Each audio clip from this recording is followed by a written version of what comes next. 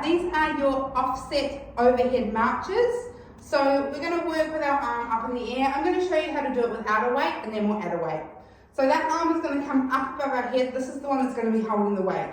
We want soft elbow so it's not locked. We also don't want that shoulder up high. We want it in a nice neutral position. So we've got that lovely space in our neck. That other hand is going to come onto the hip. And then what we're going to do is we're going to push this foot into the floor and lift this leg up. And then we're going to put that foot down and we're going to transfer and do it over on the other side. Beautiful. So as you can see, we're marching and we're holding this weight above our head. Now, there's a couple of things we want to watch out for while we're doing this. We want to make sure we're in our correct alignment. So as we're marching, we're not pushing the hips side to side. They're staying nice and secure. We're really pushing that foot down to keep the hips in place. There is going to be that little transference of weight onto the leg, but we don't want to drop into that hip.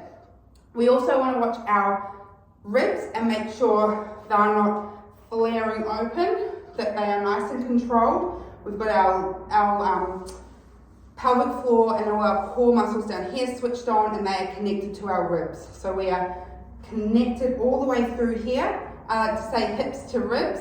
So it's not a big crunch, but it is that connection of making sure we've got that beautiful shoulder over hip, over knee alignment.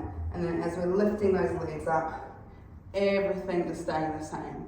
So it's a really nice, slow, controlled movement. So it's going to look like this. If you've got a kettlebell, the safest way to get it up, and it shouldn't be too hard, but you're going to use two hands, get this around, bring it around so it's resting on the back of your forearm, and get it up into the sky there. We're going to hold this up here, hand on hip, and then we're going to lift up and down. Other side up and down. Keep marching.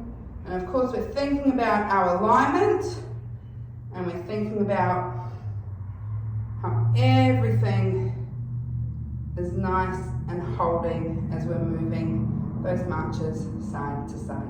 To get it down, we're going to do the same thing. You're going to bend the elbow, catch it with the other hand, rotate it around. So I'm going to come in a little bit closer to show you how to get that weight up into the air.